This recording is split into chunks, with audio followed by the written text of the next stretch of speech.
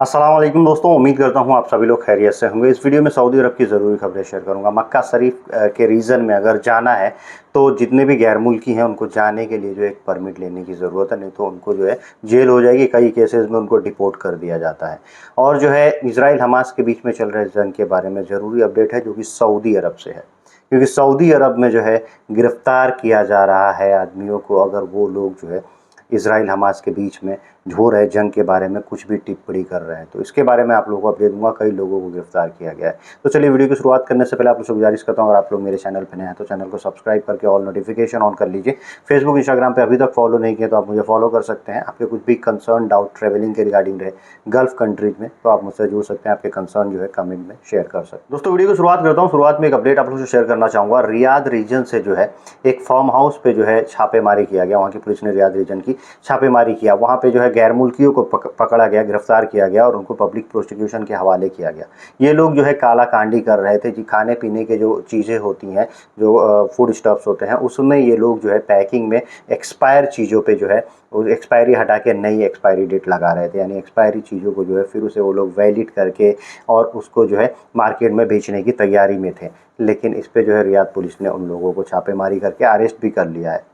Environmental security वालों ने Medina reason से गैर मुल्की को अरेस्ट किया। ये गैर मुल्की कर रहा था कि एक जो है जेसीबी से जो वहाँ पे पेड़ लगे रहते थे उस पेड़ को जो है उखाड़ रहा था, उस पेड़ को जो है तोड़ने की कोशिश कर रहा था, कटाई कर रहा था, आप कुल मिला के समझिए। तो इस आदमी को वहाँ से अरेस्ट किया गया है और 20,000 रियाल का फाइन लगाया गया है एक पेड़ की कटाई के लिए।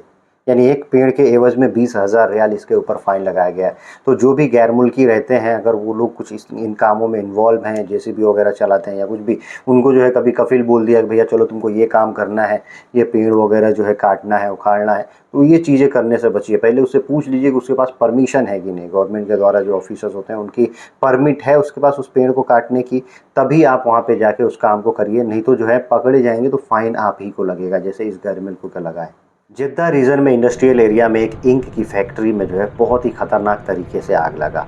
और इतना ख़तरनाक तरीके से आग वो लगा था कल के डेट में कि उसके आजू बाजू में खड़ी जो गाड़ियाँ थी वो भी जल गई। यहाँ पे जो है माली नुकसान बहुत ज़्यादा हुआ है, लेकिन किसी भी तरह का जानी नुकसान नहीं हुआ है। सिविल डिफेंस की जो टीम थी उन्होंने, यानी जो फायर ब्रिगेड के सिविल डिफेंस के अंतर्गत आती है, उन लोगों ने इस पूरे घटनाक्रम पे काबू पा लिया। भयंकर आग पे जो इन लोगों ने काबू पा लिया। किसी का जानी नुकसान नहीं हुआ, लेकिन माली नुकसान बहुत ही खतरनाक तरीके का हुआ है। रियाद पुलिस ने एक गैर मुल्की को अरेस्ट किया है। ये गैर मुल्की जो है एक औरत के साथ छेड़खानी कर रहा था, समझिए बदसलूकी कर रहा था, उसको हरास करने की, असॉल्ट करने की कोशिश कर रहा था। इस इल्ज़ाम में इसको जो है पकड़ा गया है। ये गैर मुल्की यमनी नागरिक बताया जा रहा है और इसका नाम भी रिवील किया गया है। उमर अब्दुल नूर अब्दुल वहाब करके इसका नाम है।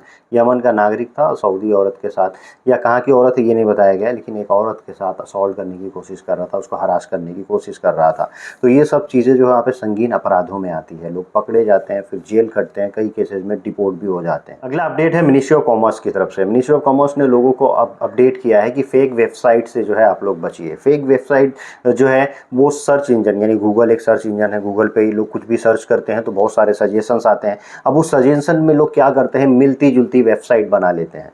जैसे एक कोई वेबसाइट है फ्लिपकार्ट, उससे मिलती जुलती वेबसाइट बना लेंगे, लोगों को लगेगा ये ओरिजिनल वेबसाइट है, वहाँ से कुछ भी खरीद लेंगे, कुछ भी सामान ले लेंगे, पैसे दे देंगे और वो सामान उनको नहीं मिलेगा या उनके साथ फ्रॉड हो जाएगी। कई वेबसाइट ऐसी हैं जो गवर्नमेंट की वेबसाइट की हूबहू बनी हुई रहती हैं, लोग अपने डिटेल्स वहाँ पे शेयर कर देते हैं, फिर उनको जो है फिनेंशियल फ्रॉड का सामना करना पड़ता है। तो ये चीज़ें भी होती है। तो मिनिस्ट्री ऑफ कॉमर्स जो है हमेशा इसके बारे में आगाह करते रहती है, अभी भी आगाह की है कि आप उस वेबसाइट की जाँच कर लें ओरिजिनल है कि नहीं, तभी वहाँ से कुछ भी आप जो है परचेज वगैरह करें। नहीं तो जौजात की तरफ से एक अपडेट आया है, अगर आप जो है हॉली सिटी में यानी मक्का शरीफ में एंट्री कर रहे हैं हज के सीज़न में, तो इस सीज़न में सबको जो है एंट्री नहीं मिलता है। एंट्री करने के लिए बाकायदा एक एंट्री परमिट लिया जाता है। अगर आप जो है मक्का शरीफ के हुदूद में काम करते हैं, बाहर सिटीज़ से आते हैं और मक्का शरीफ में जाते हैं, आप गैर मुल्की हैं, आपको वहाँ पे जो है एक एंट्री परमिट बनवाना होता है अफसर के थ्रू। वो एंट्री परमिट जो है आपको वहाँ शो करना होता है कि आप इस जगह पे काम करने के लिए जा रहे हैं, तब आपको अंदर जाने की एंट्री मिलती है।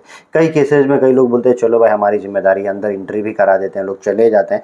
अंदर जब पकड़े जाते हैं तो ऐसे लोग डिपोर्ट हो जाते हैं और ऐसे लोगों के ऊपर वायलेशन के चार्जेस लगते हैं। ये लगते हैं कि ये फर्जी तरीके से जो है हज करने के लिए आया था, इसके पास ना हज का परमिट था, ना किसी वर्क परमिट था। अब लोग कितना भी बोले कि नहीं मैं यहाँ पे काम करता हूँ, मैं हज करने नहीं आया हूँ, ये देखो ये साइट है, ये चीज़ें यहाँ पे काम करता हूँ, लेकिन बिना परमिट के आप घुस गए हैं, तो इस केस में यही माना जाता है कि आप जो है हज करने के लिए घुसे थे चोरी छुपा से। तो इस केस में आपको डिपोर्ट होना पड़ सकता है और आपके ऊपर बैन भी लग जाता है। वीडियो के आखिर में बात करते हैं सऊदी अरब की एक ऐसी चीज़ की जिसकी आलोचना हर जगह हो रही है कि आखिर सऊदी अरब ऐसा क्यों कर रहा है। पूरी दुनिया में जो है इजराइल के खिलाफ प्रोटेस्ट हो रहा है, लेकिन अगर आप सऊदी अरब में हैं तो प्रोटेस्ट तो छोड़ दीजिए, अगर आप ऑनलाइन जो ट्विटर फेसबुक वगैरह है या इंस्टाग्राम वगैरह है, यूट्यूब है, वहाँ पे आप किसी तरह की टीका टिप्पणी कर देते हैं इजराइल हमास या इजराइल फ़िलिस्तीन के बीच में चल रहे जंग के बारे में, अगर आप फ़िलिस्तीन के सपोर्ट में बोल देते हैं, हमास या गाजा के सपोर्ट में बोल देते हैं, तो आपके ऊपर कार्रवाई किया जाएगा। ऐसा हो रहा है सऊदी अरब में।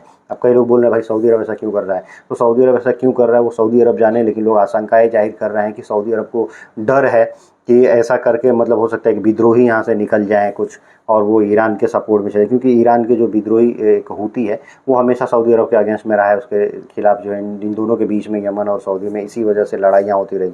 ये चीज़ें अलग हैं, लेकिन फ़िलहाल एक 10 साल के बच्चे को भी अरेस्ट किया गया है सऊदी अरब में, जो कि फ़िलिस्तीन के सपोर्ट में कुछ सोशल मीडिया पे डाल दिया था। और तो और एक न्यूम सिटी के में जो है काम करने वाला, जो वहाँ पे अच्छा पोस्ट पे काम करता था, सऊदी नागरिक, उसने जो है फ़िलिस्तीन के सपोर्ट में कुछ लिख दिया था, उसको भी गिरफ़्तार कर लिया गया है। तो ये चीज़ें हो रही हैं पूरे सऊदी अरब में, किसी को नहीं छोड़ा जा रहा है और कहा जा रहा है कि अगर आप जो है इज़राइल और फ़िलिस्तीन के बीच में चल रहे जंग के बारे में अपनी राय रखेंगे तो भी आप जेल की हवा खा सकते हैं। तो आप भी जितने गैर मुल्की भाई हैं, आप लोगों से गुजारिश है कि अगर वहाँ पे हैं तो उस तरह की अगर चीज़ें चल रही हैं तो आपको जो है ऐसा कुछ करने की ज़रूरत नहीं है सोशल मीडिया वगैरह पे, नहीं तो हो सकता है कि वो गवर्नमेंट की अथॉरिटीज़ के नज़र में आ जाए और आपको भी वहाँ जेल का हवा खाना पड़ जाए।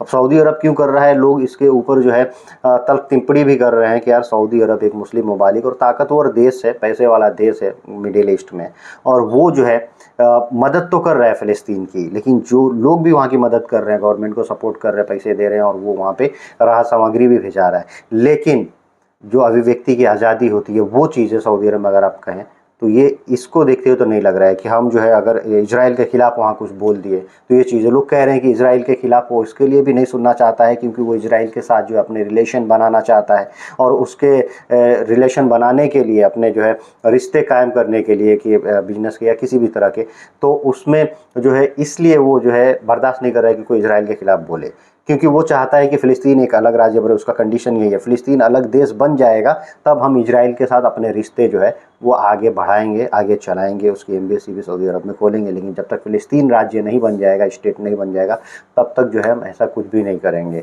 तो इसके वजह से शायद वो बचाव में हो या किसी भी तरह के दबाव में हो, तो इस तरह की चीज़ें कर रहा है। आपको क्या लगता है इसके बारे में, ज़रूर कमेंट करके बताइएगा। आज की वीडियो करता हूँ यहीं समाप्त, मिलता है ऐसे कुछ अगली वीडियो में। Thank you guys, thank you for watching.